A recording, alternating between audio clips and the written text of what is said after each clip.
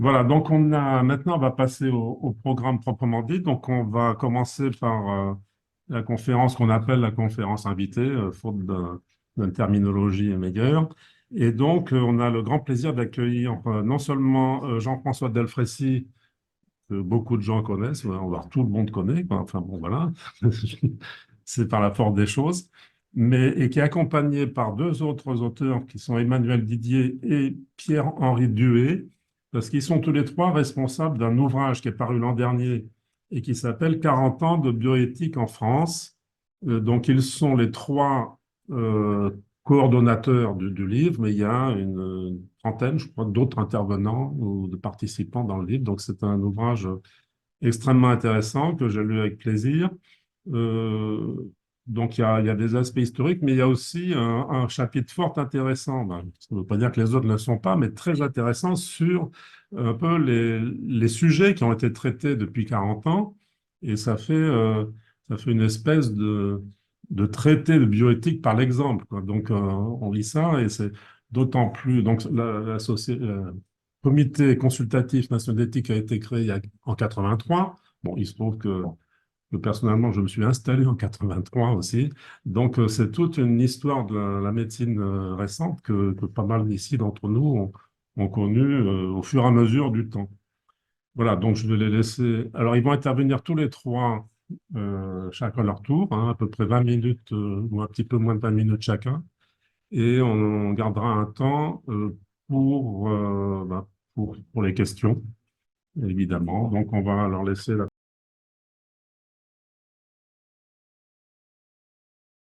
Bon, bonjour à tous, Jean-François Elfrécy. Donc, je suis là en tant que président du Comité consultatif national d'éthique, le CCNE, hein, et on parlera maintenant du CCNE. C'est plus simple à prononcer. Le bouquin, on vous en a amené quelques exemplaires pour ceux qui seraient intéressés. Donc, c'est 40 ans de bioéthique en France. On l'a sorti donc tous les trois. C'est un bouquin de coordination qu'on a sorti à l'occasion des 40 ans du CCNE. Et donc, on va vous raconter finalement en trois épisodes la création du CCNE, et c'est vraiment l'aspect un peu historique des choses. Alors, attendez, j'appuie où là avec ça? Ici, j'appuie ici, parfait, ok. Oui, oui, bah, oui, voilà, c'est aussi simple. Oui, bah, allons-y. Dans trois parties, donc, la création du CCNE, comment le CCNE marche et un peu la vision qu'a le CCNE pour le futur, puisqu'on est après 40 ans. Alors, la prochaine slide, juste pour vous rappeler quelque chose qu'on a tendance à oublier, c'est que la notion, bien sûr, de bioéthique est quelque chose de très ancien, qui se retrouve chez les Grecs, qui se retrouve dans le monde romain et et dans le monde musulman d'ailleurs aussi. Néanmoins, la bioéthique moderne, elle s'est construite à partir du deuxième procès de Nuremberg, qui est ce procès mené par les Américains, non pas contre les dirigeants nazis, mais contre les médecins qui avaient porté au nom de la science un certain nombre d'expérimentations dans des conditions effroyables dans les camps de concentration vis-à-vis à la fois des juifs et des non-juifs durant la période de la Seconde Guerre mondiale.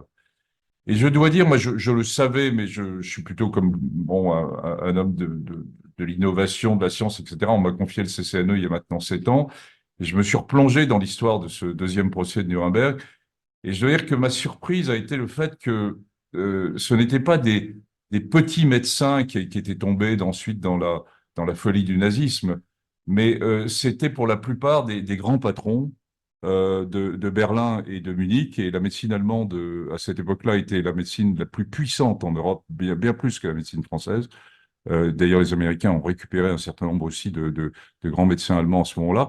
Et donc, ça a été au nom de la science, porté par de grands médecins allemands, une série de choses effroyables qui se sont menées dans les camps de concentration.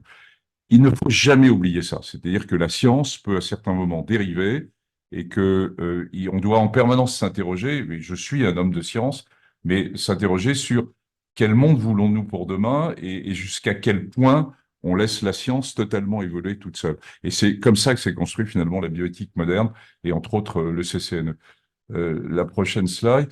Alors, on a fêté les 40 ans du CCNE l'an dernier, donc au mois de mars l'an dernier, sous la coupole, avec la présence du président de la République. Euh, le CCNE a été fondé par, et on va y revenir plus en détail, par François Mitterrand, mais surtout toute une équipe de jeunes de la gauche qui arrivaient autour à ce moment-là, qui avaient réfléchi un peu à cette notion. Et est arrivé en même temps la naissance du premier bébé français d'Amandine à Clamart par fécondation in vitro. Et c'est une sorte de prétexte où on dit que le CCNE a été fondé à l'occasion du premier bébé de fécondation in vitro. En fait, c'est beaucoup plus complexe que ça et on va vous l'expliquer sur sur ce qui s'est passé. La prochaine slide. Alors, le CCNE, oui, c'était pour vous indiquer donc les trois topos rapides qu'on va vous faire. La prochaine, juste pour vous indiquer, le CCNE, c'est donc une institution indépendante. Euh, elle est, euh, elle est donc avec des 45 membres qui seront, on va vous expliquer comment ils sont nommés. Le président est lui-même nommé directement par le président de la République. Et ça pose la question permanente de dire comment une institution indépendante peut-elle être indépendante quand ses membres sont nommés, le président par le président de la République et deux, les différents membres par les ministères, par les différents organismes. Euh, on a une série d'éléments pour garder notre indépendance. D'abord, je pense qu'il n'y a pas plus indépendant qu'un médecin français, euh, et que moi en particulier. Deuxièmement, que surtout, on peut s'autosaisir. Et donc, à partir du moment où on peut s'autosaisir, on a une forme d'indépendance pour choisir les sujets qu'on veut traiter, qu'on est consultatif. Nous ne sommes que consultatifs, hein, mais que consultatifs. C'est difficile aussi pour un pouvoir politique d'aller contre un avis du CCNE. Il peut ne pas en tenir compte, ça c'est clair. Aller contre, c'est compliqué. Et enfin, la multidisciplinarité du CCNE, qui est un élément fondamental, où il y a seulement un tiers de médecins et de scientifiques, et les deux tiers sont très panachés entre des juristes des grands corps de l'État, issus de la Cour de casse, du Conseil d'État, mais aussi des membres nommés par l'Académie de médecine, l'Académie des sciences, le Collège de France. Donc avec ils sont nommés en tant que tels. Et puis il y a des représentants, vous le verrez aussi, des grands courants religieux. Donc voilà, pour terminer, je dirais que le CCNE est un lieu d'intelligence collective où on apprend, ce qui n'est pas si facile et pas si usuel que ça dans notre contexte français, à apprendre à écouter les autres avant de se forger une idée. Donc voilà, on vous fait maintenant trois parties: la naissance du CCNE, comment le CCNE marche, et en fonction du temps qui restera, moi je vous donnerai quelques idées que nous avons pour le CCNE du futur.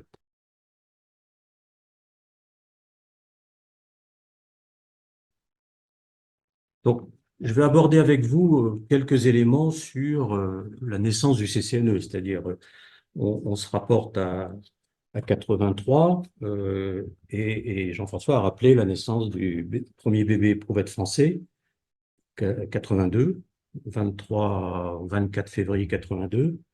C'est pas le premier bébé éprouvette dans le monde, puisque 4 ans auparavant, en Angleterre, il y avait Louis Brown qui était aussi le premier bébé éprouvette. Pour le coup, lors de cette naissance en Angleterre, il n'y a pas eu de comité d'éthique qui s'est créé immédiatement. Le comité d'éthique anglais, il s'est créé une quinzaine d'années après. C'est ça, je pense à peu près une quinzaine d'années. Donc, dans la première diapositive, je vais traiter rapidement comment est venue cette idée de créer le comité consultatif national d'éthique et comment cette idée s'est imposée finalement dans la sphère française et en particulier à l'échelle du politique.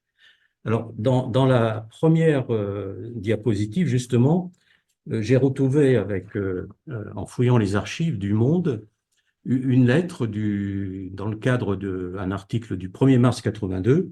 Alors, je vous rappelle, bébé éprouvette, 24 février 82. Donc, 1er mars 82,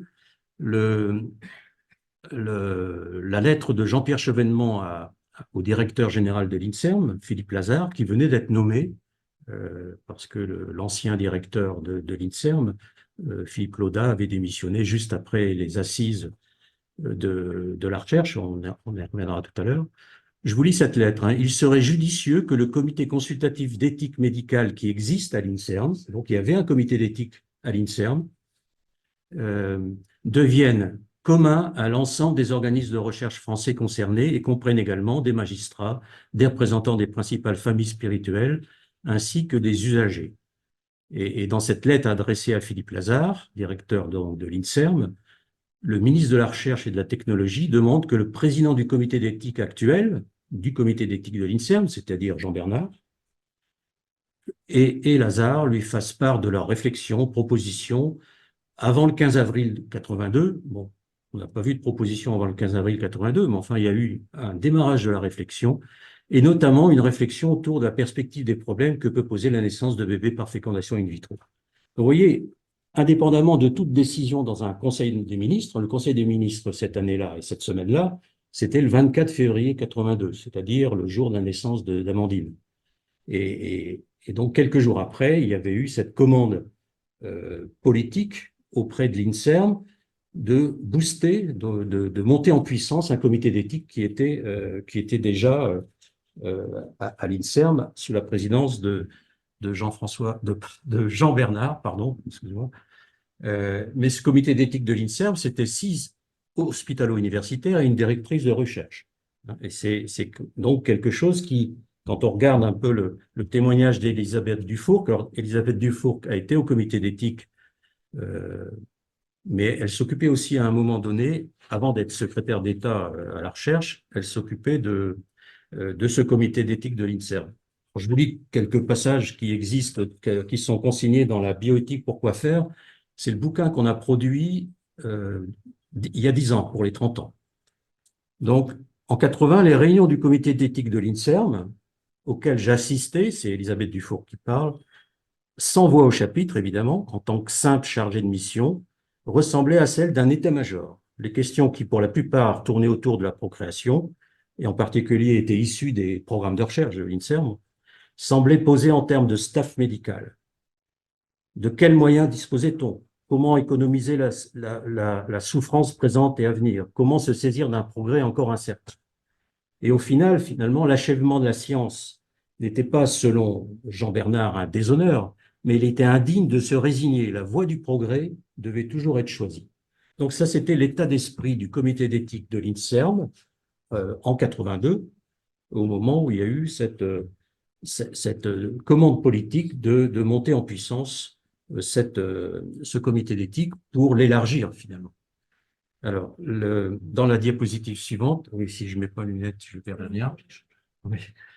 Donc, il y a eu cette naissance du premier bébé éprouvette, le 24 février 82. Et quand on a interrogé avec Emmanuel Didier, René Friedman, tu te souviens, Emmanuel, ce qui nous a dit, et c'est consigné dans le bouquin, donc si je le retrouve, donc Friedman, il était gynéco à Béclair, à l'hôpital de Béclair, et membre de l'équipe du professeur Papiernik. Et donc, est-ce qu'il y avait, quand on lui a posé la question, est-ce qu'il y avait un comité d'éthique qui a essayé de réguler un peu et de donner un avis, une évaluation du protocole qui avait été proposé pour conduire à cette naissance? Ce qui nous a répondu était relativement clair.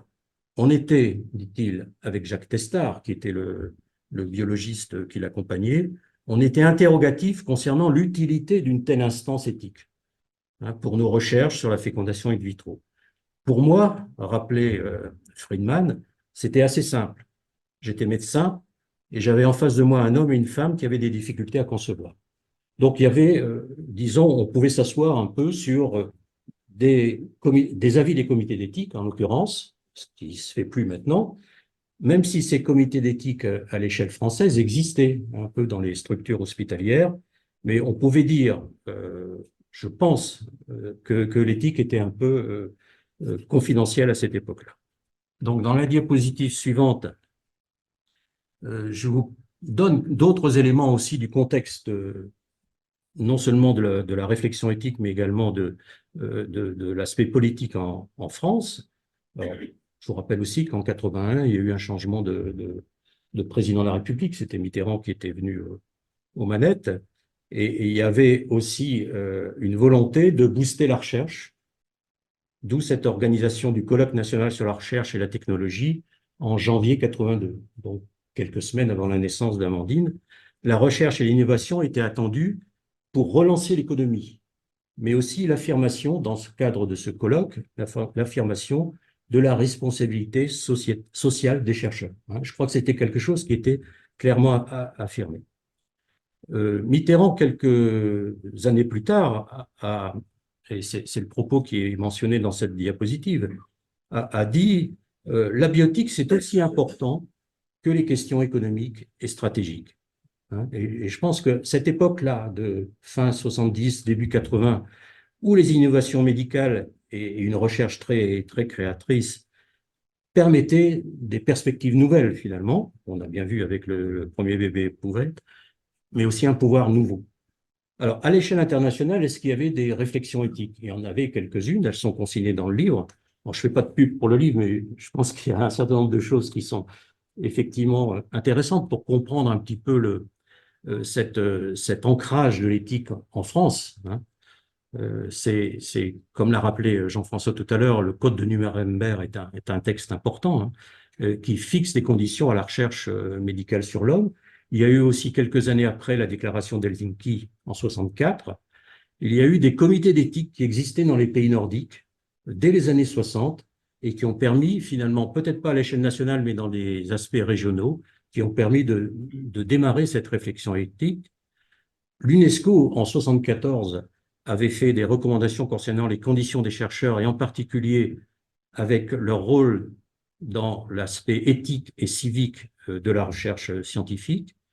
Il y avait aussi en 74 le mouvement universel de la responsabilité scientifique. Je ne sais pas si vous connaissez le MURS, mais c'est une année en 74, donc l'UNESCO avec cette recommandation et le MURS également qui se proposait de réfléchir aux conséquences finalement des recherches avec ces aspects éthiques. Et puis, vous vous souvenez peut-être la conférence d'Asil-Omar en 75, où il y a eu une conférence proposée par Paul Berg, une proposition concernant un moratoire sur les manipulations génétiques. Donc, il y avait au niveau international, peut-être plus qu'en France, un contexte qui encourageait cette réflexion éthique et le nouveau directeur de l'INSERM, Philippe Lazare à l'époque, donc en 82, il a pris ses commandes en février 82, avait beaucoup voyagé et s'était imprégné de cet aspect-là. Dans la diapositive suivante, donc là, les 3 ou 4 prochaines diapositives, c'est peut-être pour voir avec vous la mise en place du CCNE. Alors, on a plutôt focalisé jusqu'à présent 82, hein, la déclaration et la volonté politique de mettre en place un comité consultatif national d'éthique, mais le comité lui-même, le CCNE, il est apparu à travers le décret 83, hein, 23 février, juste un an après la naissance d'Amandine. Alors, pourquoi et comment s'est mis en place ce comité? Alors, quand on a interrogé Jean-Marie Delarue, qui a été le premier secrétaire général du Comité consultatif national d'éthique, qui venait du Conseil d'État et qui est devenu membre d'ailleurs ultérieurement, il a commencé à travailler avec Jean Bernard pour travailler sur le règlement intérieur de ce comité-là, qui était voulu par le politique. Et il nous avait dit, la naissance d'Amandine signe l'entrée dans un monde vertigineux qu'il fallait dompter. Et on retrouve un peu les propos que j'ai évoqués tout à l'heure avec Elisabeth Dufourcq et concernant la position de Jean Bernard sur le progrès. Et on voit bien que les nouvelles innovations médicales, biologiques qui apparaissaient de plus en plus au cours de cette période avaient besoin d'être finalement domptées par une réflexion éthique. Alors le terme me convient très bien. Je pense que c'est une façon finalement de faire en sorte que on a ce pouvoir de l'homme désormais de transformer l'humain qui puisse être regardé à travers le prisme de l'éthique. Donc, ce que disait aussi Jean Bernard à cette époque-là, et c'est figuré ici, c'est que avant toute réflexion éthique, il faut au préalable une analyse scientifique. En fait, on ne fait pas une réflexion éthique s'il n'y a pas des faits scientifiques avérés qui sont précisés. Jean Bernard disait ce qui n'est pas scientifique n'est pas éthique. D'où, dans la préparation du décret finalement de 83 et donc dans cette réflexion de 82 avec Jean Bernard et Jean-Marie Delarue, la mise en place d'une section technique, c'est-à-dire une émanation du comité plénier, comme l'a rappelé Jean-François, pluridisciplinaire, mais une section technique qui donne son aval sur non seulement la pertinence du sujet concernant le cadre des missions du comité, mais également la validité des faits scientifiques qui constituent le socle de ces questions. Donc ça, c'est pour vous rappeler ce que va dire tout à l'heure Emmanuel Didier quant à l'organisation même du comité d'éthique. La section technique, dès le départ, avait été validée pour cette raison-là. L'expertise biologique et médicale, dira plus tard Jean-Claude Amezen, qui est président d'honneur du CCNE, est cependant insuffisante. Ce qui est en jeu au CCNE, c'est le respect de la personne. Et je crois qu'on voit bien la dichotomie qui articule finalement la réflexion éthique, c'est des faits scientifiques avérés, on s'appuie sur des faits, mais au-delà, c'est le respect de la personne. Alors, le respect de la personne, on peut illustrer par une conclusion de l'avis 102 du comité d'éthique. Donc, plus tard, évidemment, l'avis 102, c'est au début des années 2000. Une société incapable de reconnaître la dignité et la souffrance de la personne la plus vulnérable et la plus démunie, et qui la retranche de la collectivité en raison même de son extrême vulnérabilité, est une société qui perd son humanité. Alors, sans faire référence à des questions actuelles, on voit bien quand même que dès le départ, l'objet même d'une réflexion éthique, c'est bien ancré autour de la dignité de la personne et en particulier et surtout la personne vulnérable. L'éthique, et on ne va pas développer plus cet aspect-là, je pense que Emmanuel, tu vas également le rappeler, l'éthique, c'est un questionnement. Et questionner, c'est chercher le bon chemin dans les moments de trouble, c'est se donner des repères. Et tout l'enjeu aussi de la réflexion du comité d'éthique, c'est d'avoir des repères justement éthiques et des principes sur lesquels on peut ancrer notre réflexion. Alors, dans la diapositive suivante, pour poursuivre justement dans cette mise en place du CCNE, un des points importants quand même que je voudrais rappeler, et je crois que ça a été évoqué par Jean-François à l'instant, c'est l'importance de croiser des regards différents, mais avec des personnes, d'où cette pluridisciplinarité, on y reviendra dans la composition même du comité d'éthique, en sachant que personne ne représente personne, comme disait Didier Sicard. C'est-à-dire que c'est fondamental que les membres du CCNE puissent laisser leurs préjugés au vestiaire. On n'est pas dans une éthique de conviction, finalement. Et je crois que ce qui est important, c'est que quand on réfléchit ensemble, quand on veut justement avoir une démarche éthique, ça suppose, ça nécessite un esprit d'ouverture, d'écoute, du respect pour les autres, et puis un peu de temps aussi. Et la question temps est importante. Dans la période Covid, nous avons produit 10 avis, laps de temps relativement court. Je pense qu'un certain nombre de personnes, membres du CCNE, se sont exprimées en disant le temps de la réflexion n'est pas suffisant. Donc le décret 83 qui ancre finalement officiellement la création 23 février 83, qui ancre la composition et les missions du CCNE, avait listé 33 membres. On en est aujourd'hui à 46 et Emmanuel développera un peu cette composition. Donc c'est augmenté finalement, cette composition du CCNE. C'est surtout pendant la période jusqu'en 2021 où on a eu une augmentation de 33 à 40 très rapidement, puis après avec la loi de bioéthique de 2021, on est passé à 46.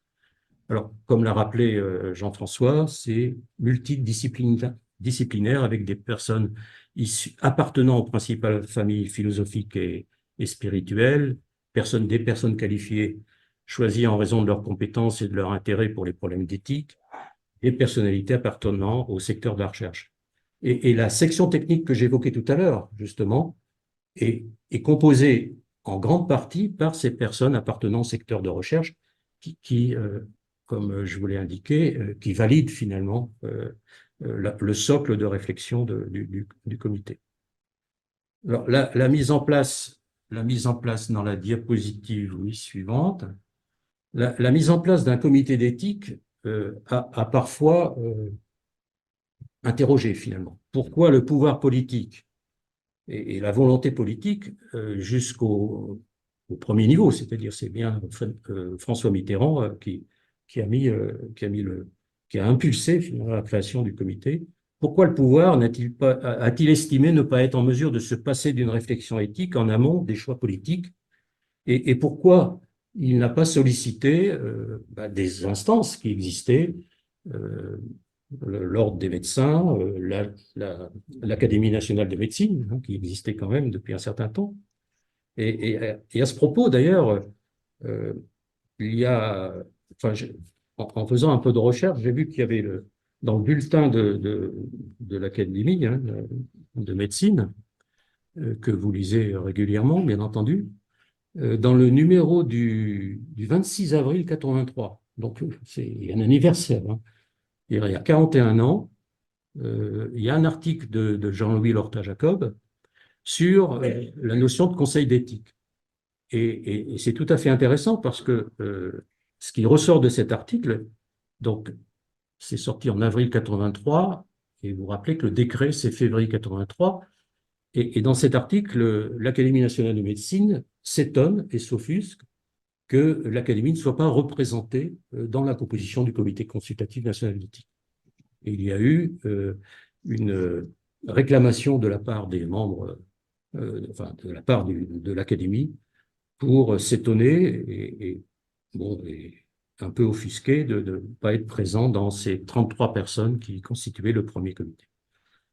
Alors, ça s'est tout de suite arrangé puisque en août 83, donc quelques mois après, il y a eu un décret qui augmentait le nombre des membres de l'Académie, du Comité consultatif national d'éthique, et qui introduisait un représentant, une personne appartenant à l'Académie nationale de médecine. Donc voilà, c'est réglé. Mais à l'occasion de cette communication, le 26 avril 83, ce qui est intéressant, c'est qu'il y a eu une recommandation, une proposition qui a été faite de créer un comité d'éthique au sein même de l'Académie. C'est à partir de cette réaction vis-à-vis du décret qu'il y a eu un démarrage de ce comité d'éthique qui existe toujours, comme vous le savez. Alors, je ne sais pas si je suis trop long ou... Un peu. Oui, d'accord. Donc, le décret, ce qui est intéressant, comme c'est figuré ici, ce n'était pas uniquement un décret, alors que c'était les deux pilotes au départ, recherche et santé, c'est un décret qui a été signé par l'ensemble, la quasi-totalité des ministres. Donc, il signait bien la détermination gouvernementale à mener à bien cette création du comité d'éthique. Et il y a eu, dans le décret, il y a eu l'affichage de la double mission du CCNE. François l'a rappelé tout à l'heure, je ne vais pas y revenir. Cette mission a évolué au fil du temps, mais en quelque sorte, c'est cette double mission, c'est éclairer les choix ou les innovations à partir d'un éclairage éthique. Hein. On ne parlait pas d'éthique dans le décret 83, on parlait de morale, mais c'est tout de suite transformé en éthique. Et par ailleurs, le deuxième, c'était d'informer la population. Je crois qu'il y a eu cette volonté aussi de faire jouer au comité d'éthique, qui était au sein même de l'INSERM, c'est resté pendant 10 ans au sein même de l'INSERM, de faire jouer ce rôle d'informer le public. Alors, dans la diapositive suivante, je vais aller assez vite finalement maintenant, c'est ce que disait aussi Jean-François et ce qu'avait dit dès le départ Jean-Bernard, c'est heureusement, le comité n'est que consultatif. C'était les propos que j'ai rapportés de Jean-Bernard, mais il était aussi indépendant. Même s'il a fallu attendre 2004 pour que le comité soit une autorité indépendante. Alors, autorité indépendante, c'est un statut particulier, mais qu'il a perdu en 2017. Donc, pendant quelques années, il y a eu une autorité indépendante. Désormais, le comité est une institution indépendante, car il n'a pas de pouvoir de décision ni de pouvoir normatif. Je crois que c'est ça qui fait le cadre même de la définition de cette autorité. Alors, évidemment, je crois que ce qui est important aussi, c'est que cette indépendance soit maintenue en permanence, hein. Et je crois que c'est ce qu'a souligné Jean-François tout à l'heure, hein, c'est cette importance de maintenir cette indépendance, alors qu'il y a des pressions médiato-politiques permanentes, en particulier sur le comité, et en particulier dans la société générale, sur des tels ou tels sujets. Par exemple, GPA éthique, le comité d'éthique s'est prononcé à maintes fois sur le fait que la GPA éthique n'existe pas. Et pourtant, on voit dans la presse depuis un certain temps, et même dans le monde politique, faire un petit son de cloche qui remet à l'ordre du jour la GPA. Je crois que ce qui est important et ce qui fait la force du comité, c'est bien d'avoir une éthique exigeante qui doit avoir pour finalité, comme le disait Eric Coeur, de se penser soi-même comme un autre, hein, plaçant l'altérité au premier plan. Et une éthique de responsabilité, hein, j'évoquais tout à l'heure l'éthique de conviction, donc c'était exclu évidemment, et on retrouvait un petit peu ce qu'avait proposé Hans Jonas en 79, qui conduit donc cette éthique de responsabilité à une délibération et un discernement. Et comme France Quéré l'avait rappelé aussi lors du 10e anniversaire du CCNE, c'est un discernement qui ressemble à un brasier où chaque membre finalement vient alimenter le feu avec sa modeste brindille. Bon, c'est une belle image. C'est pas exactement toujours ça dans les comités pléniers, mais on peut imaginer que ça peut être ça. Alors, dans le dernier point que je vais traiter, mais je ne vais peut-être pas le traiter très longuement dans les deux derniers points. Non, parce que tu n'as pas le temps. Je vais vous parler donc de transformer l'éthique au droit, finalement. C'est une question. On avait l'impulsion politique qui a mis en place la réflexion éthique, en quelque sorte. Mais il y a eu pendant un certain nombre d'années une réflexion pour dire, mais finalement, les recommandations ou les propositions faites par le comité d'éthique, elles ne sont pas mises en musique dans le cadre législatif. Et la loi peut être finalement une chambre de régulation qui permet justement, dans le cadre de ces innovations médicales et biologiques permanentes, de pouvoir réguler ces innovations. Donc il y a eu un temps relativement long de réflexion, en particulier orchestré par le Conseil d'État avec le CCNE, qui a abordé cette question de la régulation par la loi de tout ce qui concerne les innovations. Plusieurs rapports importants, Guy Bréban en 88, Noël Lenoir en 91, et au final Jean-François Mattei en 94, qui a permis à partir des avis du CCNE, à partir des recommandations du CCNE, de proposer un cadre législatif et en proposant aussi des lois qui soient révisées régulièrement. Et on comprend les innovations étant en permanence renouvelées. Il y avait aussi en 88 une première loi d'éthique finalement, avec la loi Hurier-Seruskla, qui reprenait un peu les déclarations qu'on avait évoquées tout à l'heure. Alors, dans les lois de bioéthique, je vais pas vous les décrire, hein, parce qu'il y a eu, vous le savez, les 3 lois de 94 qui s'appelaient pas les lois de bioéthique d'ailleurs, et qui étaient portées par 3 ministères différents, recherche, santé, justice, et qui abordaient un certain nombre de points qui avaient déjà été traités par les avis du CCNE. Révision plus tard, 10 ans après, par la loi de 2004, dans laquelle il y a eu la création des espaces de réflexion éthique régionaux, hein, les RR, qu'on évoquera tout à l'heure rapidement. En 2011, la révision permettait aussi de définir le nouveau rôle du CCNE d'orchestrer des états généraux en amont des révisions de la loi de bioéthique, et puis la loi de 2021, qui aborde un peu plus des sujets à connotation sociétale et qui donne aussi d'autres définitions des missions du CCNE et du rôle du CCNE. Donc, ces différentes lois de bioéthique, je dois y aller. Alors, ce qui est important aussi pour terminer, c'est que, vous voyez, on a une réflexion éthique qui s'est concrétisée par une série de lois dans lesquelles, finalement, la réflexion éthique est partie prenante. Mais ce qui est important depuis 2011, c'est aussi le législateur qui a dit, mais finalement, ces lois qui concernent l'intérêt de tout le monde, qui concernent la société, le grand public, elle doit aussi embarquer pas seulement les experts, mais l'ensemble de la société.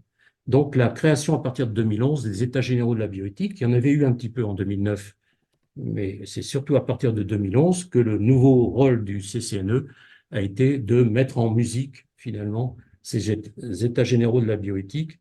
Et je crois que c'est important, donc, dans la diapositive suivante,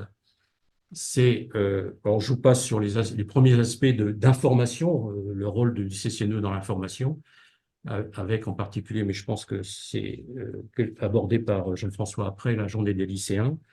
Donc, dans la diapositive, donc c'est bien l'implication du CCNE qui est maintenant mis en avant avec, dans le cadre des révisions régulières de la loi relative à la bioéthique. Organisation des États généraux, organisation des États généraux de 2018 que nous avons conduit avec Jean-François, mais en mobilisant différents outils. Et je crois que ce qui est important compte tenu de l'ambition de ces États généraux qui captaient le savoir profane, compte tenu aussi de l'importance de donner à chacun la valeur et de recueillir la valeur de son opinion, c'est de multiplier les différents outils qui permettent de pouvoir avoir cette consultation et cet échange. Donc, cette éthique exigeante que j'ai évoquée, elle s'accompagne aussi d'une méthodologie exigeante quand on veut organiser le débat public. Et puis, je mentionnerai également le rôle important des RR, hein, des espaces de réflexion éthique, dans le cadre de ces États généraux. En conclusion, je finis. Donc, vous voyez qu'en 40 ans, finalement, hein, une question qu'on peut se poser, c'est que le CCNE est toujours légitime sous réserve d'avoir cette éthique exigeante. Pourquoi j'aborde ça? Parce que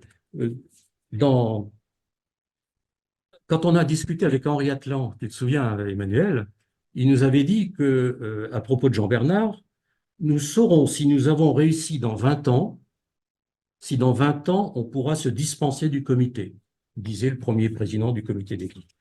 Bon, 40 ans après, on peut dire qu'on a toujours besoin du comité, me semble-t-il, et c'est ça qui est important. Parce que ce comité, finalement, il a produit 150 avis, un peu plus de 150 avis et rapports, et a mobilisé 300 personnes au fil du temps qui ont apporté leur contribution.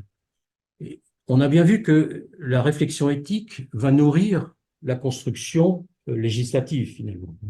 Il y a une forme de compétition entre la bioéthique et le biopouvoir, et c'est bien cette réflexion qui est au cœur de cette compétition et de cette régulation.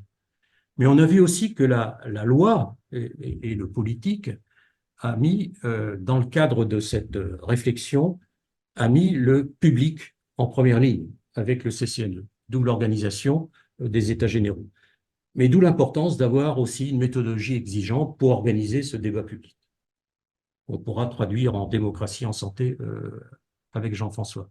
Donc, je crois, et pour terminer, c'est que c'est bien cette double exigence qui est nécessaire au niveau de l'éthique et au niveau de la méthodologie qui permettra de définir finalement collectivement, d'où ce sens même de démocratie en santé, le sens du progrès. Je vous remercie.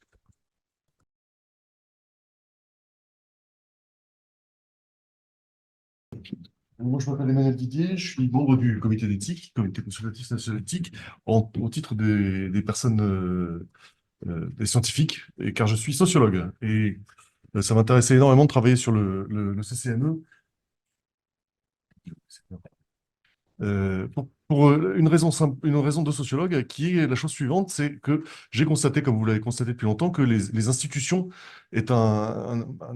sont très souvent remises en cause aujourd'hui. Il y a beaucoup d'institutions où on remet en cause les institutions qui sont remises en cause.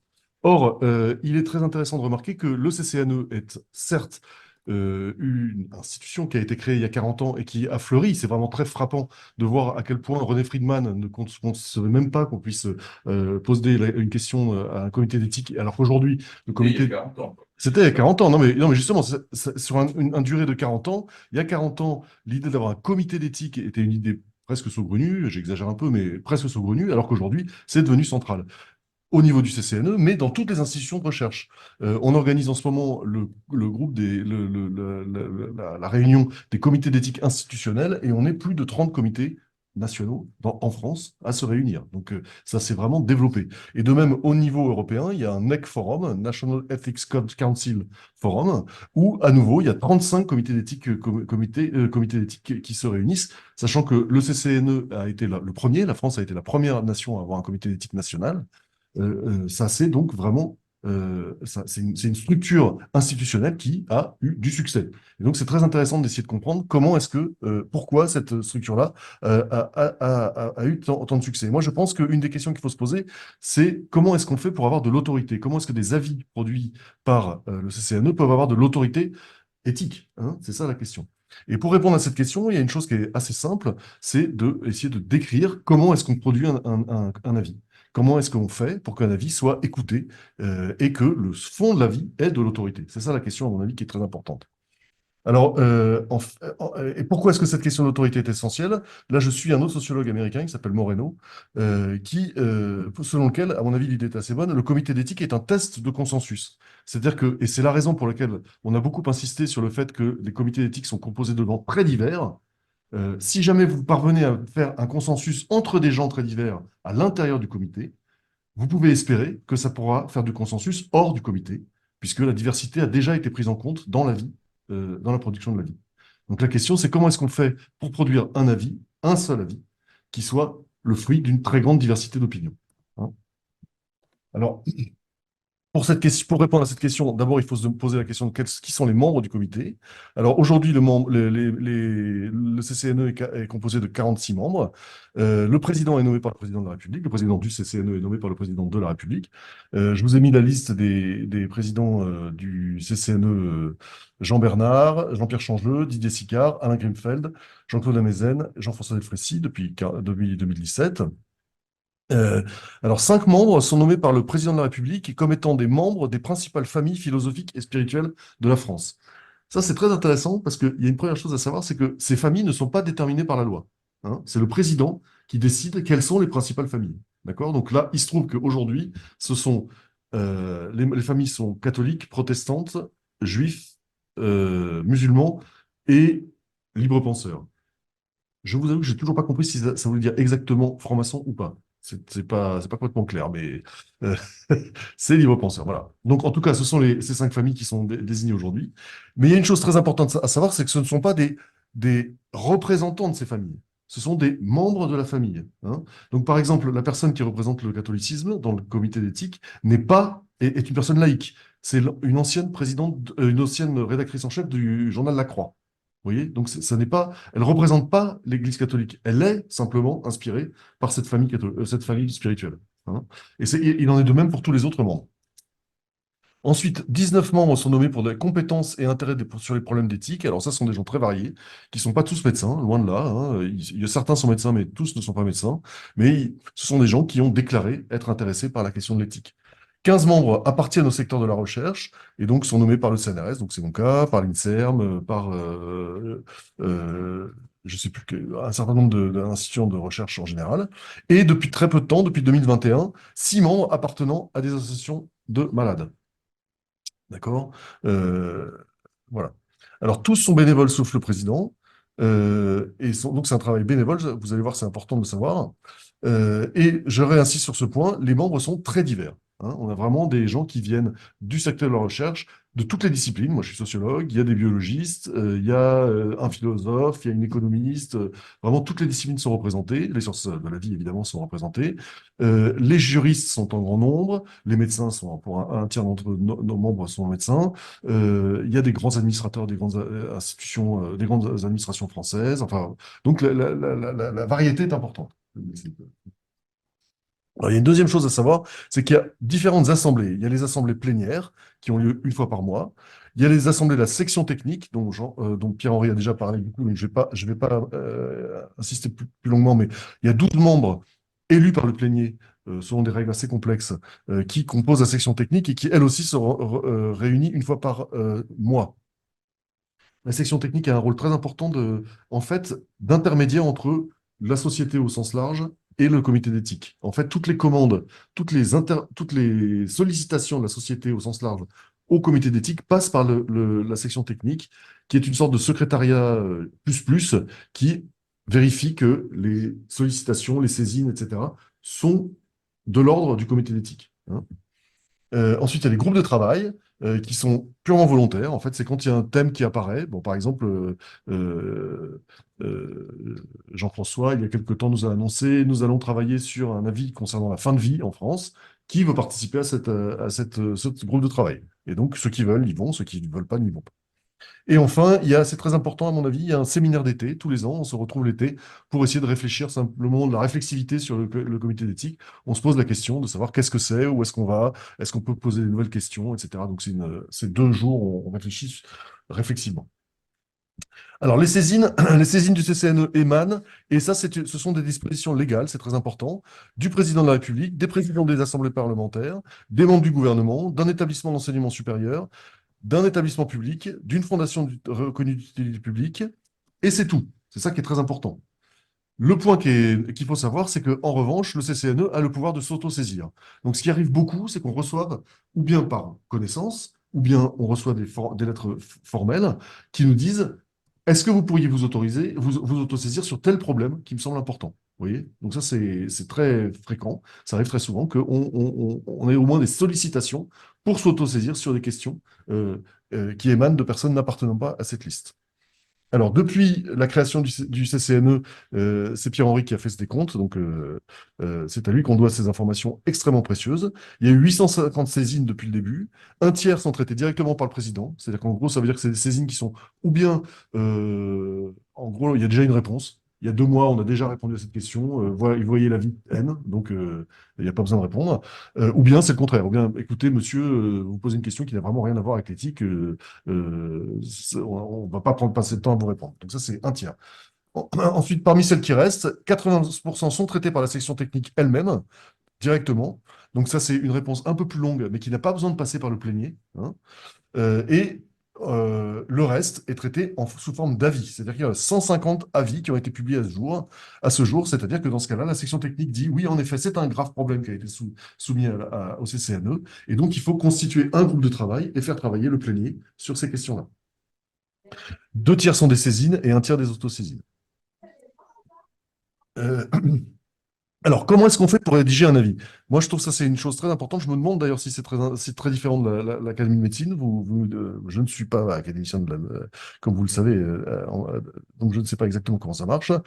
Donc, d'abord, sont nommés des rapporteurs. Les rapporteurs sont toujours deux ou trois pour qu'ils soient différents, en fait. Déjà, il faut que les rapporteurs soient, très souvent, par exemple, il y a un médecin et quelqu'un qui n'est pas médecin. Ou alors quelqu'un qui vient des sciences humaines, quelqu'un qui vient des sciences sociales, des sciences de la vie, etc., etc. Vous voyez, donc, il faut des rapporteurs différents pour qu'ils puissent, tous les deux, compléter leur regard. Ensuite, on propose de constituer un groupe de travail. Les membres sont volontaires, et comme je vous l'ai dit, et on peut même inviter des gens extérieurs au CCNE, hein. Moi, j'ai été rapporteur d'un avis sur l'intelligence artificielle et les diagnostics médicaux. Il a été très utile pour nous d'avoir une médecin qui était radiologue, parce que, comme vous savez, l'intelligence artificielle est particulièrement active dans le monde de la radiologie. Or, il n'y avait pas de radiologue dans le comité. Voilà, donc c'était le professeur Adamsbaum, que je nomme avec plaisir car elle a été extrêmement utile. Non, voilà. Non, il y a une chose qui est très importante, c'est que pour commencer, une fois que le groupe de travail est constitué, je vais essayer d'aller plus vite pour ne pas vous prendre trop de temps. Le point est de partager, de construire une culture commune. Construire une culture commune, ça veut dire partager des lectures d'abord et partager des auditions. C'est très important. On fait des auditions, un très grand nombre d'auditions sur lesquelles on fait des débriefs. Et après, on discute de ce on a pu apprendre grâce à ces auditions. Et ça, ce sont des moments où vraiment chacun des membres de la commission, du groupe de travail, exprime ses opinions, dit comment il a réagi par rapport à cette opinion. Très souvent, les réactions aux auditions sont pas du tout uniformes. Il y a des différences très importantes. Et c'est là qu'on commence en fait à se mettre d'accord, à exprimer ses propres opinions, et donc à faire un travail de production d'avis communs. Donc les auditions sont souvent suivies. Alors ça, c'est un truc très intéressant pour un sociologue parce que vous ne le savez pas parce que vous n'êtes pas sociologue, mais le sociologue a tendance à aller voir les gens qui sont bas dans la hiérarchie sociale. Au CCNE, on va voir les gens qui sont hauts dans la hiérarchie sociale parce qu'ils voient des choses, mais ils ne voient pas le détail, mais ils voient des choses plus, comment dire, avec un œil de faucon. Donc c'est ça qu'on essaie de capturer. Voilà, bon, je vais m'arrêter là. Ensuite, commence la phase d'écriture. La phase d'écriture est extrêmement laborieuse et très très longue, et pour la bonne raison que c'est difficile de faire un texte où tout le monde est d'accord sur ce texte. Si je vous soumettais un texte là tout de suite à vous tous, en vous demandant qu'est-ce que vous en pensez, vous auriez tous des remarques en marge, en me dire ça c'est pas vrai, ça c'est pas vrai, ça c'est pas vrai, etc. Donc écrire c'est très très long. Et, et donc, il y a différentes méthodes. Alors, au tout début, c'était intéressant, c'était les secrétaires généraux qui rédigeaient les avis, qui étaient des conseillers d'État. Donc, c'était pas des. Enfin, c'est quelqu'un de. Voilà. Ensuite, Didier Sicard nous a dit qu'il rédigeait seul les avis. Alors, il nous a dit ça. Les rapporteurs, pendant toute une période, les rapporteurs eux-mêmes l'écrivaient. Ça, c'est très, très long. Et maintenant, Jean-François a décidé qu'il y avait des rédacteurs qui nous aident énormément. Parce que donc, mais je veux dire, le rédacteur, on ne peut pas le laisser travailler seul, hein. Le rédacteur travaille avec les rapporteurs, mais ils font quand même une très, très importante euh, part de travail. Alors, le point, c'est de faire saisir les tensions éthiques. Le mot clé à garder en tête, c'est qu'est-ce que c'est qu'une tension éthique? Une tension éthique, c'est une tension entre différents intérêts qui sont mis à jour et et pour lesquels on essaie de trouver une solution pour les articuler l'un à l'autre. Alors, je vous ai donné un exemple très simple, hein. Un des intérêts de l'IA, c'est que ça permet de faire beaucoup d'analyses de radio très rapidement, hein. Ça, c'est un point qui est très intéressant. Donc, les hôpitaux sont très intéressés par ce type d'outils. Mais il y a un autre problème, c'est que tous ces dispositifs médicaux ne sont pas encore validés par les instances qui en sont chargées. Donc, qu'est-ce qu'on fait? Les hôpitaux, en ce moment, achètent des dispositifs médicaux d'IA, de lecture d'images, qui ne sont pas validés, hein. Donc, ça pose quand même des problèmes. Voilà, typiquement, le genre de problématique auquel on est confronté, hein.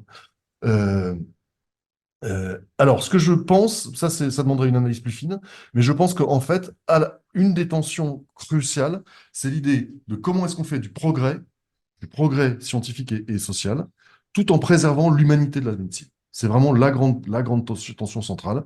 Le lien entre progrès, c'est vraiment un mot important, et le deuxième mot important, c'est humanité. C'est ça, la question. À la fin, on reproduit des recommandations. C'est très important. Donc, il y a des recommandations.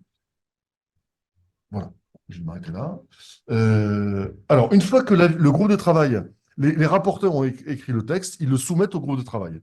Et il se passe ce que je viens de vous décrire, c'est-à-dire que chaque membre du groupe de travail relit le brouillon et fait tous les commentaires, toutes les remarques qu'ils ont à faire sur le texte.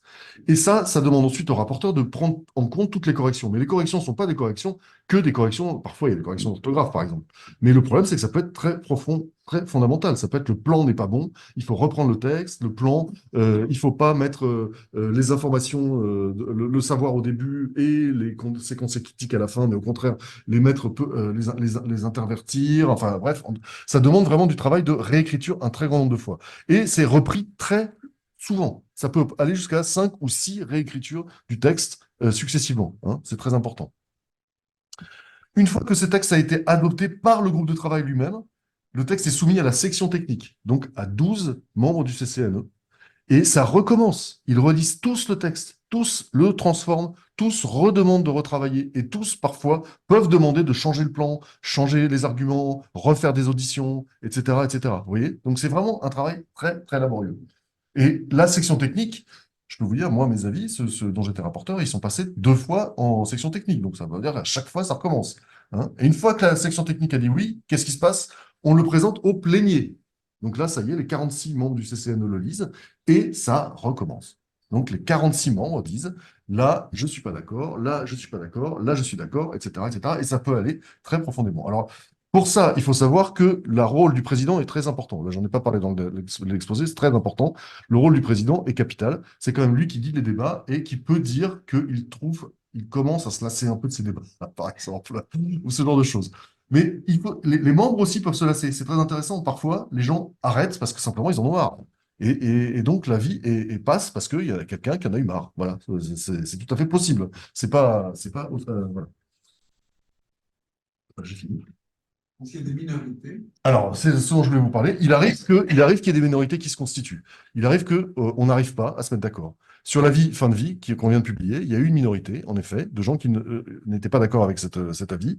Et dans ces cas-là, on publie à la suite de la vie un texte qui porte plusieurs noms, qui peut, comme vous pouvez voir, qui peut être une position divergente, une position minoritaire, une contribution complémentaire, etc. Parfois, c'est signé par une seule personne, parfois, c'est pas signé, parfois, c'est signé par un petit nombre de gens, etc. Mais c'est quand même assez rare. Le but est que, quand même, on atteigne l'unanimité. Mais c'est pas systématique. Et si jamais on n'atteint pas, eh ben, c'est comme ça. On n'atteint pas l'unanimité et il faut s'en contenter. Il y a un vote à la fin, un vote formel, hein. Le truc, c'est que très souvent, pour la plupart des avis, le vote est en fait oral. Comme on vient de le faire à l'instant, y a-t-il des oppositions, des abstentions? Non, il n'y en a pas. OK, l'avis est adopté à l'unanimité. Mais il arrive qu'il y ait des votes à bulletin secret. Pas plus tard que justement l'avis fin de vie, on a voté à bulletin secret. Euh, pour que tout le monde puisse dire ce qu'ils en pensaient. Voilà, donc en un mot commençant, ce que je voulais dire, c'est que moi j'aime le mot de diplomatie. C'est vraiment un problème de diplomatique de trouver les formulations qui mettent tout le monde d'accord. Hein. C'est pour ça que les avis sont un peu souvent parfois difficiles à lire parce que c'est des textes qui sont vraiment très travaillés, comme vous l'avez compris, mais ils ont cette vertu d'avoir fait en sorte de recueillir l'accord de 46 experts dont les avis sont très fermes. Hein, c'est pas des brebis de la dernière pluie. Hein, c'est des gens qui sont quand même, qui savent ce qu'ils pensent et qui ont réussi à se mettre d'accord sur ces points-là. Alors, je vous ai fait un petit peu de statistiques, j'en aurais plus si vous le souhaitiez, mais je vous l'ai épargné. Voilà la taille simplement des avis pour vous montrer. Donc, vous voyez, en fait, la taille des avis a beaucoup varié. Elle a cru, en gros, depuis le début. Euh, on peut voir que ça dépend d'une part du président, en fait, ça dépend pas mal du président qui a une influence forte sur la taille de la vie, mais en général, la vie a augmenté. À mon avis, il y a une autre raison qui a été très influente, c'est l'apparition du numérique. Parce que depuis qu'on peut faire des zooms, qu'on peut faire circuler les avis par mail, etc., ça engendre de la relecture. C'est plus facile de relire. Quand par exemple, Henri Atlan nous racontait les toutes premières réunions du CCNE. En fait, ils arrivaient, ils s'asseyaient et on leur mettait une feuille de papier sous le nez. Il fallait qu'ils la lisent et qu'ils la commentent sur le coup. Vous voyez, donc vous ne pouvez pas le corriger 22 fois. Hein. C'était beaucoup plus difficile. Donc le numérique a eu un rôle très important. Voilà, donc pour conclure, les avis éthiques, comme vous le comprenez, bon, ça, je ne l'ai pas beaucoup développé, c'est entre le droit, la politique et la religion. C'est, à mon avis, très important, c'est une nouvelle forme d'expertise. Aujourd'hui, beaucoup de monde parle de la rénovation de la démocratie. Mais je pense qu'en démocratie, il faut une expertise. Et cette expertise, elle prend une forme très intéressante dans le cadre des comités d'éthique, parce que ce sont que des experts. Mais c'est une nouvelle forme d'expertise qui ne porte pas sur une seule personne. C'est une forme d'expertise qui porte sur un comité. C'est ça que je trouve très intéressant. L'expert devient un comité expert qui peut donner son avis. Comme vous le voyez, c'est une énorme dépense d'énergie bénévole. Hein. On travaille tous de façon bénévole, c'est quand même pas négligeable. Enfin, moi j'ai un salaire, mais je ne suis pas payé par le CCNE. Hein, Et cette méthode pour faire autorité, c'est de faire consensus, de faire en sorte, grâce à cette diplomatie de l'écriture, faire une consensus interne au comité et que des positions très divergentes puissent trouver leur place ensemble dans un texte qui a recueilli l'accord de tous.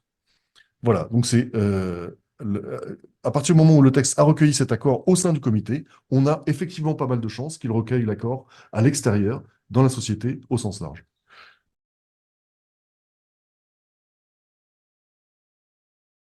Je vais être rapide, je n'ai pas besoin de slide finalement, ça ira aussi vite. Non, juste pour un point qui est sur la discussion qu'on a souvent au sein du CCNE, c'est sur l'impact des avis hein, qui a été signalé, et sur aussi quelque chose, est-ce que les avis doivent poser sur la table les grands questionnements éthiques qui se posent à propos de tels sujets, ou est-ce qu'au contraire, certains avis doivent prendre position et avoir des recommandations? Alors, je veux dire que le CCNE avait longtemps travaillé en posant sur la table, dans ses avis, un certain nombre de questions éthiques sans forcément trancher.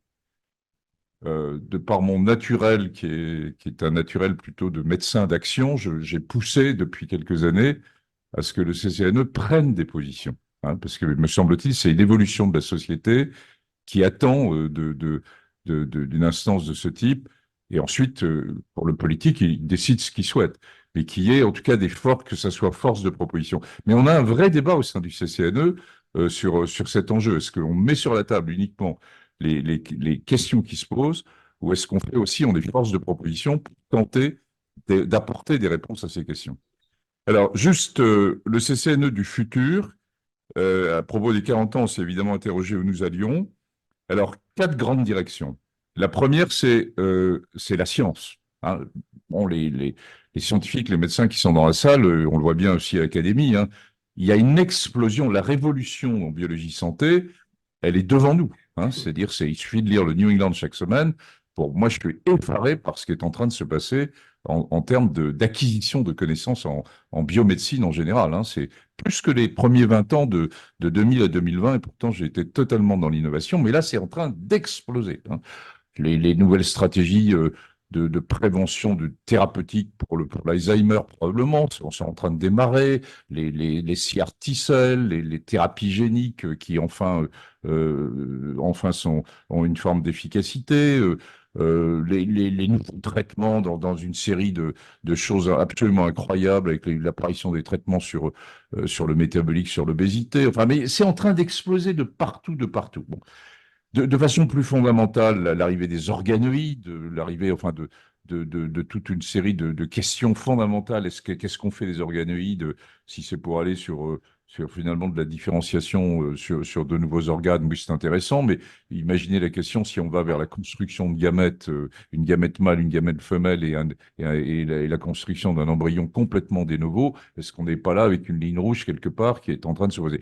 Donc, on a une série de grandes questions, je dirais, portées par la science qui sont devant nous et qu'on est en train de traiter, d'ailleurs, en neurosciences, sur une série de choix de saisine, soit d'autosaisine qu'on s'est fixé. On vient d'avoir une saisine intéressante, d'ailleurs, aussi du ministère de la Santé, sur quelque chose de très complexe hein, aussi, qui est à la limite de la science et de la société. Vous savez qu'en France, dans le don, on est avec un don gratuit et c'est la gratuité du don est quelque chose de très fondamental dans notre ADN français. Alors il s'avère que pour le don des produits dérivés du plasma, on arrive à partir de donneurs à faire que 50%. Et 50%, c'est acheté à l'étranger. C'est acheté où? En Allemagne et aux US. Et là, ils rétribuent les donneurs. Donc, question posée, où va-t-on sur finalement la gratuité du don hein? Vous voyez, c'est le type de questions aussi qu'on peut avoir et qui sont fondamentales, parce que si on se dit gratuité du don du sang, ben, les autres gratuités du don, enfin, pour les gamètes, bon, donc il y a des grands sujets là qui sont devant nous. Deuxième grand plan, c'est les conséquences des avancées de la science sur la société. Où là, ça devient plus complexe. Ce n'était pas le rôle initial du CCNE, mais très clairement, à tort ou à raison, je ne sais pas, le CCNE s'est emparé de ces sujets où on a poussé le CCNE à s'emparer de ces sujets. Comme vous le savez, il y a une forme de la part de nos concitoyens, une forme de droit, le droit à mourir, le droit à avoir un enfant, le droit à avoir... enfin, il y a des changements sociétaux qui sont appuyés sur les avancées scientifiques. Et où le CCNE a été interpellé sur un certain nombre de ces points, surtout en effet en début et en fin de vie, mais pas que. Il y a d'autres sujets sur le genre, par exemple, enfin, qui sont des grands enjeux de société. Bon, on les a pris, c'est compliqué. J'évoquais tout à l'heure l'indépendance vis-à-vis du politique. Je crois qu'il faut que le CCNE aussi garde une indépendance vis-à-vis de la société.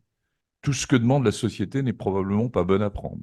Mais c'est bon à écouter, en tout cas, de voir quels sont les désirs ou la demande de la société. Après, on en fait ce qu'on peut, ce qu'on veut, j'en sais rien. Puis il y a deux autres grands sujets, évidemment, mais qui ne vous étonneront pas, qui sont, d'une part, santé et environnement et modification climatique. Bon, on le retrouve un peu partout, mais c'est normal qu'on s'interroge sur les enjeux éthiques. C'est deux mondes, vous le savez, qui ne se connaissent pas bien. Donc, je le vois même dans d'autres instances. Bien sûr, on a une seule santé, One Health, etc. Mais fondamentalement, ces deux milieux de l'environnement et du milieu de la santé ne se connaissent pas. Ce pas les mêmes experts, ce pas les mêmes ONG, ce pas la même réflexion. Et il y a un rapprochement à faire. Et peut-être que les enjeux éthiques peuvent rapprocher un certain nombre de questions. Donc, on est dedans. On est en train de construire ça avec difficulté. Et puis, le quatrième sujet, c'est numérique et santé. Euh, Bien sûr, numérique et santé fait partie intégrante des questions de CCNE et Emmanuel est dedans. En fait, le Premier ministre m'avait confié la mission de mettre en place un comité pilote du numérique, c'est-à-dire du numérique plus en général, hein, donc, on l'a mis en place avec Claude Kirchner, qui a bien fonctionné, qui a produit une dizaine d'avis depuis maintenant sa création. Et là, je suis en attente d'un décret qui doit sortir peut-être demain, peut-être dimanche, sur la création du CCNE numérique. On a hésité à faire un grand CCNE, puis il fallait toucher à la loi de bioéthique, c'était compliqué. Où on aurait eu des piliers verticaux, un pilier santé, un pilier numérique, un pilier environnement, un pilier, pourquoi pas, finance, hein, que sais-je. Et on l'a pas fait finalement. En tout cas, bon, mais c'est peut-être partie remise. Et donc, dans un premier temps, on a créé un CCNE numérique à côté du CCNE. On fera ensemble les enjeux de santé.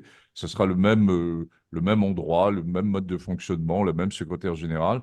Et puis, on va voir peut-être pour aller ensuite sur un grand CCNE. Bon.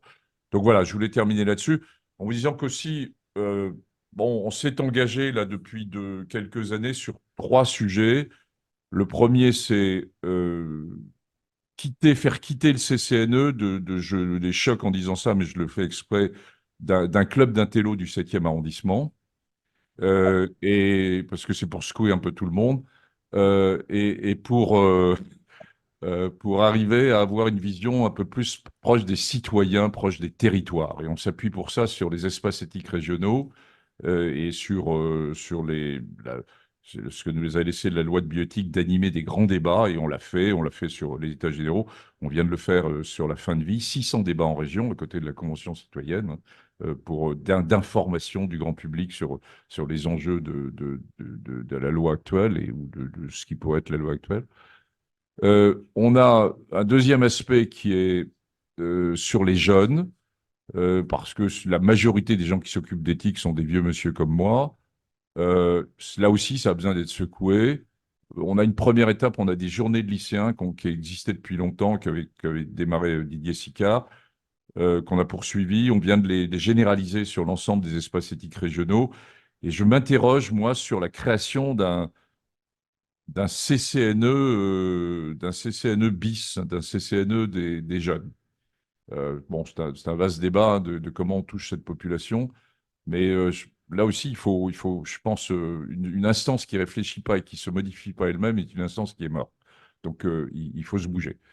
Et puis, le troisième aspect, c'est sur les enjeux de démocratie en santé, où le CCNE n'est qu'un des partenaires d'un triangle, où je considère que sur les grands enjeux de santé, difficiles, très difficiles, la fin de vie en était un, mais il y en a d'autres sur l'accès à l'innovation, les coûts massifs de ce que va être l'innovation, mais aussi d'autres très grands sujets qu'on a dans la santé, finalement, quelle santé on veut un peu, quel modèle de santé on veut construire, où il y a beaucoup d'instances, ici aussi à l'Académie, les gens réfléchissent sur ces sujets, mais que le triangle de considérer qu'il y a l'expertise d'un côté, la voix citoyenne et la décision politique en haut du triangle, en tout cas d'écouter la voix citoyenne est un élément important. Bon, c'est pas facile, hein, mais comme l'a indiqué Pierre-Henri, si on veut faire ça, il faut être professionnel. Il ne faut pas faire ça sur un coin de table.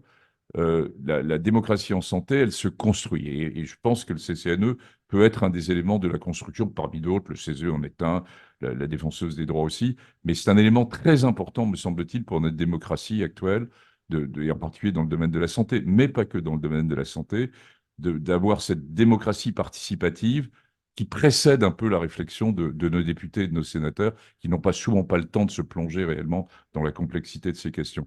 Donc on est très engagé là-dedans, hein, le CCNE s'est véritablement engagé là-dedans, et c'est une vision, c'est une piste pour l'avenir. Donc voilà ce qu'on voulait vous dire. Merci beaucoup de nous avoir écoutés. On a été un peu trop long. Si vous avez quelques questions, on est bien sûr à votre disposition. Et on a quelques bouquins qui restent, si vous voulez. Y a-t-il quelques questions? Je faisais partie d'un comité d'éthique d'une grande instance universitaire. Et on s'était posé la question, en cas de très fort désaccord, s'il pouvait y avoir un rapport de minorité. Vous voyez ce que je veux dire? Oui, moi je pense que c'est essentiel l'idée d'une opinion minoritaire, enfin, comme l'a indiqué Emmanuel, ça peut prendre différents noms, hein. d'abord, c'est très démocratique, je trouve. Et puis en plus, comment sur des sujets aussi complexes pourrait-on aboutir à chaque fois au consensus? Ça serait grave même, me semble-t-il, hein. Ça voudrait dire qu'on dévie un peu. Il est logique que sur des sujets très complexes, il y ait forcément des avis qui divergent un peu. Ça m'apparaît même particulièrement sain, hein. Ensuite, c'est comment on le construit. C'est pas si facile que ça, parce qu'après avoir dit que c'était bien, c'est pas si facile que ça. Pourquoi? Parce que, comme vous l'a indiqué Emmanuel, le temps de construction d'un avis, d'une opinion est relativement long, et surtout, finalement, il arrive à se formaliser dans les dernières semaines. Et donc, les avis minoritaires s'appuient finalement quand ils commencent à sentir ce que va être l'avis principal, si je peux dire. La minorité commence à se sentir là. Et donc, les avis minoritaires sortent souvent en fin de réflexion générale. Et donc, il faut faire très attention à la façon dont ça apparaît et dont on leur laisse la place suffisante pour qu'il y ait un niveau d'expression. Après, il faut appeler un chat un chat. Et moi, je le vois bien, quand il y a un avis, je dirais, au sein du CCNE, qui a un avis majoritaire et une opinion minoritaire, même si je fais attention, si le président fait attention, la position majoritaire devient l'avis du CCNE dans le grand public ou même dans la décision chez le décideur politique. Et il faut rappeler en permanence que oui, il y a eu une opinion minoritaire et que c'est très sain. Voilà ce que je peux vous répondre. D'autres questions? Alors moi, j'aurais une question. Donc, j'ai bien compris, d'abord en lisant votre livre et dans tout ce que vous avez dit aujourd'hui, que l'éthique n'est pas indépendante de la réflexion. D'ailleurs, on dit toujours la réflexion éthique, mais c'est un élément indispensable, hein. Voilà. Et donc, moi, je n'ai pas du tout une carrière universitaire. J'étais médecin de ville et médecin dans le centre de la France. Et donc, se pose aussi la question de éthique. Alors, peut-être pas la bioéthique, mais l'éthique du soin au quotidien, dans les maisons de retraite où je travaillais, évidemment. Et donc là, c'est aussi un message que j'essayais de faire passer, c'est que dans les équipes de soins, il était indispensable d'avoir une réflexion. Et la réflexion était partie prenante de l'éthique.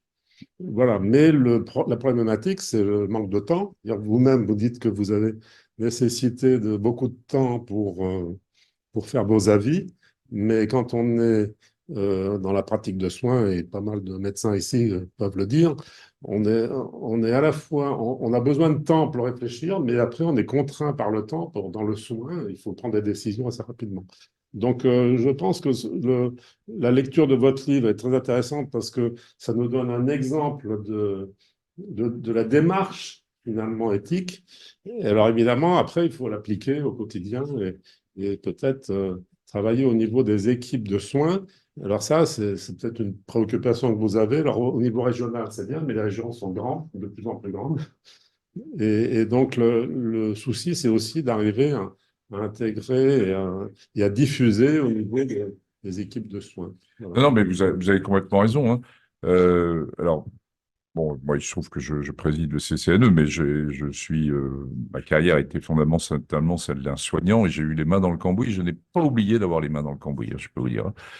Euh, et nous avons, par exemple, au sein du CCNE, actuellement, une directrice d'EHPAD, pour vous montrer qu'on est aussi, je dirais, pas seulement dans la réflexion éthérée, mais que on a sorti l'avis 140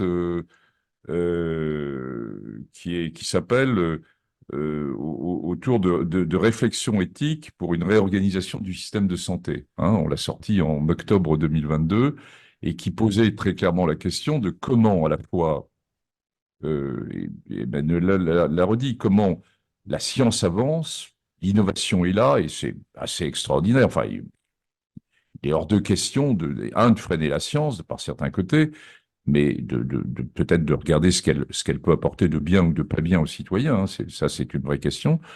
Et deuxièmement, de constater également, et ma génération de médecins en est en partie responsable, que de laisser du temps à l'humanité, de laisser du temps à plus l'écoute que nous l'avons fait, y compris à former nos jeunes médecins à ce temps d'écoute.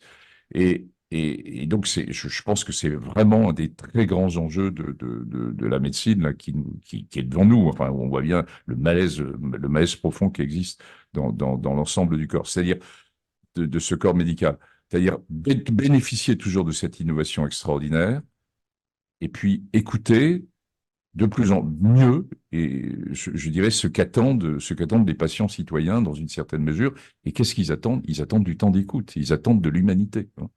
Alors, au sein de vos équipes soignantes, il y a des tas de structures qui sont pas je dirais, qui sont différentes du CCNE. Vous avez les comités d'éthique au niveau des différentes structures hospitalières qui existent, qui sont là pour aider dans les situations complexes et difficiles à propos d'un patient donné, etc.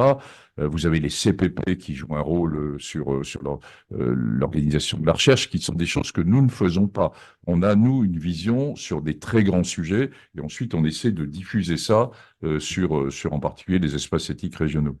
Je n'ai pas complètement répondu à votre demande, mais sinon, enfin, en tout cas, moi j'y tiens beaucoup, c'est-à-dire on reste avec des sujets médicaux et scientifiques au sein du CCNE importants, mais qu'on ne soit pas seulement sur des grands sujets sociétaux. Et deuxièmement, qu'on soit proche du terrain, qu'on reste proche du terrain par certains côtés. Je vous basculerai, si vous voulez, la vie 140. Et vous verrez sur les enjeux éthiques de la rénovation du système de santé. Il est assez décoiffant. Il a beaucoup d'interfaces. Le président de la section technique actuelle fait partie de la réflexion qui est en cours là au ministère de la Santé. Enfin, je ne sais pas si ça aboutira un jour, mais sur la réorganisation d'un certain nombre de grands points de système de soins. Merci beaucoup. Alors, professeur Ouessé, je te pose une question. Oui, moi c'est pour rebondir sur ce que dit Philippe. Pardon. Attendez. Pour les jeunes, en particulier, je pense aux jeunes internes. Oui. Moi, j'étais frappé en cancérologie de la brutalité, souvent, de certains de nos jeunes collègues. Est-ce que là, comment les sensibiliser dans le dialogue avec les malades, qui me paraît absolument considérable, parce que malmené, j'ai vu des témoignages, ça aboutit à des situations souvent catastrophiques. Alors, peut-être que maintenant, les études médicales ont changé. Maintenant, pour moi, c'est assez lointain. Peut-être qu'il y a des dispositions, mais quelles sont-elles actuellement pour sensibiliser, en particulier, je pense aux jeunes internes? Alors, moi, je pense que la jeune génération nous vaut largement. Hein. Non, je pense que notre génération a été enfin, pour beaucoup d'entre nous, on a été très dans l'innovation, dans une médecine pour porter une forme de la médecine française de pointe, s'accrocher à l'international, se battre, etc. Et qu'on n'a probablement pas suffisamment passé de temps y compris dans le lobbying, de la construction des études médicales, à laisser du temps à la réflexion sur ce que c'est que le métier de médecin, sur ce que c'est que l'humanité, ce que c'est que le dialogue et l'annonce d'un diagnostic difficile vis-à-vis d'un patient, etc. Si vous regardez comment ça se construit les programmes, vous savez bien que voilà, vous avez un prof de viro, un prof de génétique, un prof de cardio qui veut tant d'heures, etc. Puis finalement, si on regarde, il y avait jusqu'à maintenant, mais les choses sont en train de changer, mais de façon récente, très peu d'heures en médecine à la formation aux humanités et à l'éthique. Hein. Très peu d'heures. Il y avait plus de formation en éthique sur les écoles d'infirmières, comme on les appelait avant, que dans nos facs de médecine. Ce qui est dans certaines formes d'aberration. Alors, la conférence des doyens, quand même, c'est un peu rendu compte de ça. Il faut dire que c'est le lobbying aussi qu'on fait. Hein. Moi, je vais beaucoup voir de gens, expliquer, etc. J'essaie de faire passer cet enjeu de bioéthique pour les médecins. Alors, on a une conférence des doyens ça change beaucoup, qui actuellement est tenue par des jeunes doyens qui ont été beaucoup dans la formation, dans la construction de ce que c'est que des cursus universitaires. Alors qu'avant, on avait des doyens qui étaient issus de la recherche, beaucoup. Donc, on a un changement assez radical, qui sont plus sensibles à ça. Et je vois arriver, là, dans beaucoup d'universités, des profs ou des MCU, en tout cas, autour voilà, qui ne sont pas forcément médecins d'ailleurs, de philosophes qui arrivent dans les facs de médecine, et le fait que les facs de médecine soient intégrées dans des universités plurivalentes va faciliter les choses. Mais on a du chemin à faire, je suis d'accord avec vous, hein. Et c'est un des risques, hein, c'est un des gros risques qu'on a en médecine là en ce moment, hein, de comment on arrive à concilier l'hypertechnicité et l'innovation, parce que c'est ça qui les attire, et moi je comprends très bien, hein. Bon. Et de l'autre côté, ce qu'attendent aussi les citoyens et les patients, c'est-à-dire à la fois de l'innovation et du résultat, mais aussi du temps d'humanité et d'écoute. Ouais. Oui, mais je sais. Ou c'est terrible quand on interroge les gens de dire mon médecin, il m'a regardé 2 minutes et après il a regardé son ordinateur. Ouais, je sais, c'est un classique, hein. Alors, on va bientôt arriver à la fin parce que, il y a d'autres exposés Oui, après. bien sûr. Jean, une dernière question peut-être. Je ne sais pas si tu voulais Oui, parler. alors, c'était une question par rapport à ma pratique. Moi, je suis médecin généraliste, donc c'est ce que je connais. Aujourd'hui, on exerce tous la médecine de ville dans nos cabinets, donc c'est pas forcément toujours évident de rester éthique. J'accueille des étudiants, donc pour rebondir sur ce que vous disiez, je pense que c'est aussi à inclure dans leur pratique. Moi, j'instaure des temps pour parler avec eux. J'ai 2 internes et souvent un externe. Après, ma question, c'est qu'aujourd'hui, la réalité de la médecine générale, c'est 12 heures de travail non-stop avec des consultations qui se succèdent et de plus en plus de pression, des délais qui s'allongent. Est-ce que notre pratique, elle va réellement pouvoir rester éthique? Parce que, effectivement, comme vous l'avez justement dit depuis le départ, être éthique, ça demande du temps. Et de plus en plus, eh bien, on est un petit peu pris à la gorge. On a beau être de bonne volonté et de faire son maximum. Est-ce qu'on va pouvoir réellement conserver ce temps qui est nécessaire? Voilà, je ne sais pas s'il y a une bonne réponse, s'il y en a une. Non, mais et d'ailleurs, c'est pas à moi de vous répondre. Enfin, vous le sentez, je suis très engagé dans ce métier de médecin que j'ai adoré qui m'est toujours très cher, hein.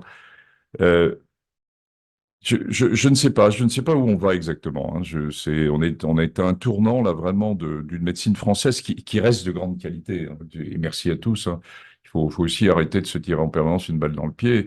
On est dans une médecine française de grande qualité. L'accès aux soins reste un point important en France, même s'il y a des trous dans la raquette. Mais enfin, le pays de l'innovation qu'est les États-Unis, et c'est frappant de voir que l'accès aux soins reste dans des conditions absolument dramatiques. Donc, arrêtons aussi de nous tirer en permanence une balle dans le pied. Moi, je pense qu'un des éléments de réponse, mais qui ne plaît pas à tout le monde, hein, c'est que pour accompagner autour de la santé, il n'y a pas forcément besoin d'être médecin. Et que la réponse, elle est en particulier dans les nouveaux métiers de santé. Alors, dans la délégation de tâches par rapport à certaines infirmières, mais plus que ça, je dirais. Pour l'accompagnement d'un certain nombre de maladies chroniques, il y a des choses où il y a un besoin d'un médecin, il y a des choses qui n'ont pas forcément besoin d'avoir 10 années d'études, hein. Bon, où on peut former des accompagnateurs de métiers de santé.